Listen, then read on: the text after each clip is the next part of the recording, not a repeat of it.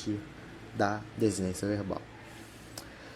Mais um caso de sujeito, a gente tem sujeito indeterminado. Se ele é sujeito indeterminado, significa que ele não é determinado, ou seja, ele não vai estar expresso.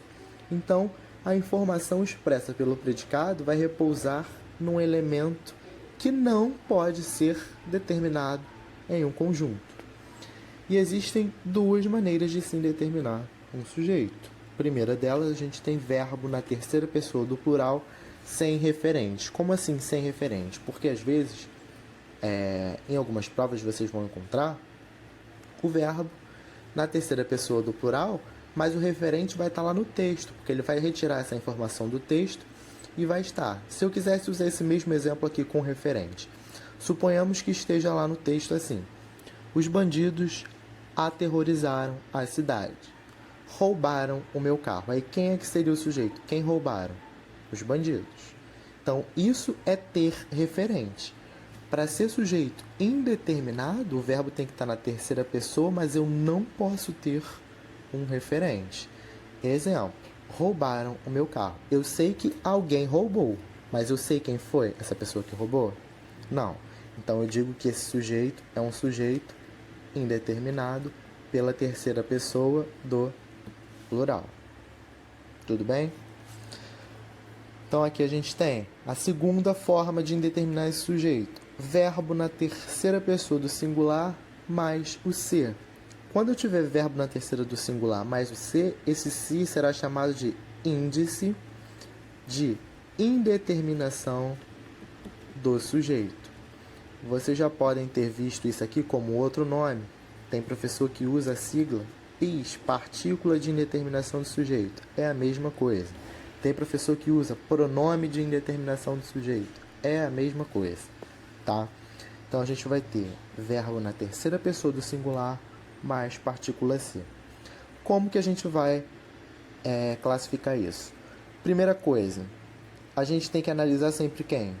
Verbo. Então, quem é o verbo? Precisa. Quem precisa, precisa de alguma coisa. Do que é precisado? De vendedores, certo? Então, isso aqui a gente vai chamar de objeto indireto. Sei que muitos ainda não devam saber o que é, mas mais à frente a gente vai estudar esse elemento aqui.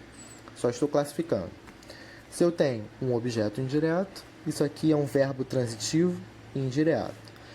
Se eu tenho um verbo na terceira do singular mais partícula se, isso aqui é um índice de indeterminação do sujeito. Significa que o meu sujeito está indeterminado pela terceira pessoa do singular.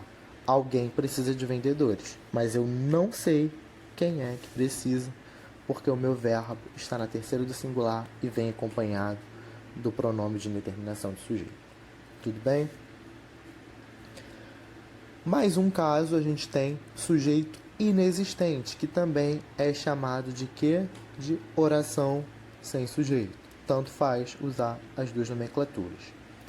Primeiro caso de oração sem sujeito, a gente tem aqui verbo haver no sentido de existir ou com referência a tempo. Então, a gente vai ter o haver existencial ou fazendo referência a tempo. Vamos lá. Havia muita gente preocupada. Esse verbo haver não é o mesmo do sentido de existir, não é que existia muita gente. O que a gente tem que tomar cuidado é que o haver não possui sujeito. Mas se a gente trocar pelo existir, o existir tem sujeito. O haver não. Então tem que tomar cuidado. Havia muita gente preocupada. Cadê o verbo? Havia. Havia o que é?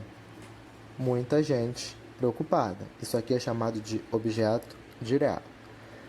Verbo haver, com sentido de existir, a minha oração é uma oração sem sujeito. Se eu trocasse o haver pelo existir, se tivesse escrito aqui, existia muita gente, aí sim, muita gente existia. Isso aqui passaria a ser sujeito, porque o verbo existir possui sujeito, o haver não, ok? E a gente ainda pode acrescentar uma informação aqui, que o verbo haver, nesse caso, ele é um verbo impessoal, e ele tem que ficar na terceira pessoa do singular. Então, você não pode também dizer haviam muita gente. Tem que permanecer sempre no singular. Há 3 anos estive aqui. Esse verbo haver não está fazendo referência a tempo? Não quer dizer faz 3 anos que estive aqui? Se eu tiver um verbo haver indicando tempo, essa oração também não apresenta sujeito. O meu sujeito é inexistente.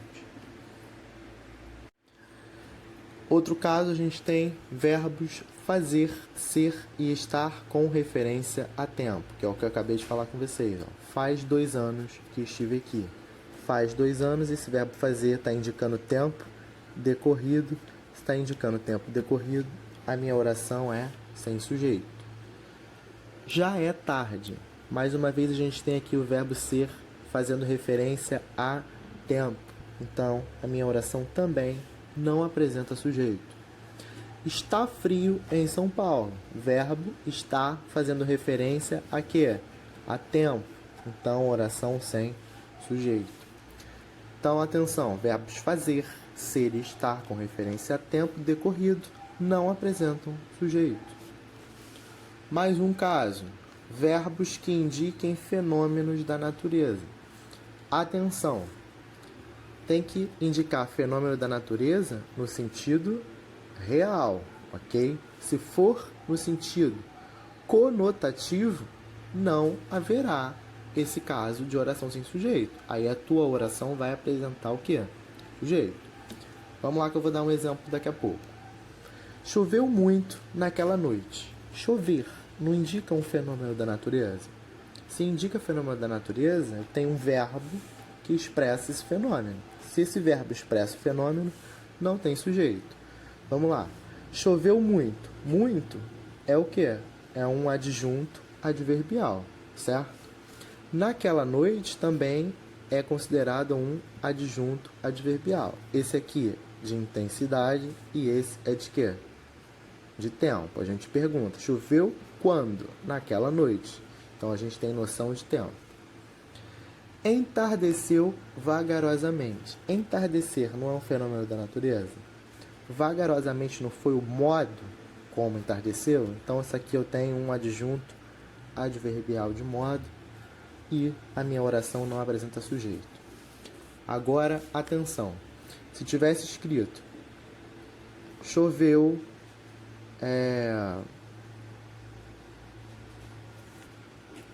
choveu facada no comício. Chover facada é um fenômeno da natureza? Óbvio que não. Então, o sujeito está aqui.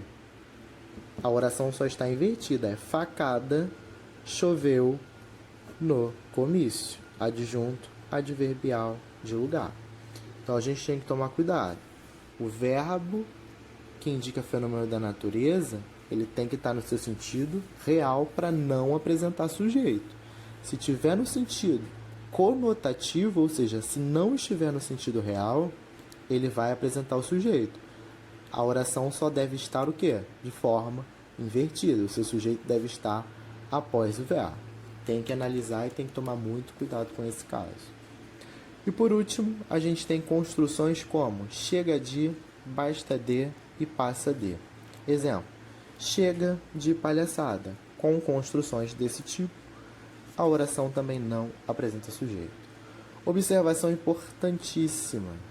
Quando temos casos de oração sem sujeito, dizemos que o verbo é impessoal. Por que ele é impessoal? Porque ele não atinge uma pessoa. Existe uma marca de impessoalidade aí.